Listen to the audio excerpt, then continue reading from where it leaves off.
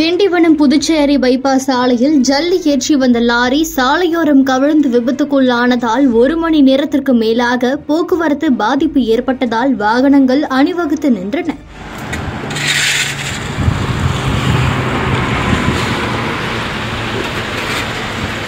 விழுப்புரம் மாவட்டம் மரக்காணம் அடுத்த பெருமுக்கல் பகுதியில் இருந்து கடலூர் மாவட்டம் ஆலப்பாக்கம் பகுதிக்கு கருங்கல் ஜல்லி ஏற்றிக்கொண்டு லாரி சென்றது. புதுச்சேரி திண்டிவனம் தேசிய நெடுஞ்சாலையில் உள்ள கொந்தமூர் அருகே லாரி வந்து கொண்டிருந்த பொழுது லாரியின் பின்பக்க டயர் திடீரென்று அதிக சத்தத்துடன் வெடித்துள்ளது. இதன் காரணமாக லாரி டிரைவரின் கட்டுப்பாட்டை இழந்து சாலை நடுவே கவிழ்ந்து விபத்துக்குள்ளானது. இதில் லாரியில் இருந்த ஜல்லி சாலையில் சிதறியதால் போக்குவரத்து பாதிப்புக்குள்ளானது. லாரி டிரைவர் ஹரிகிருஷ்ணன் லேசான காயங்களுடன் அதிர்ஷ்டவசமாக உயிர் தப்பினார். விபத்து குறித்து தகவல் அறிந்த கிளியனூர் போலீசார் ஜேசிபி இயந்திரம் மற்றும் மொரட்டாண்டி சுங்கச்சாவடி ஊழியர்கள் உதவியுடன் சாலையில் கிடந்த ஜல்லிகளை அப்புறப்படுத்தி போக்குவரத்தை சரி செய்தனர்.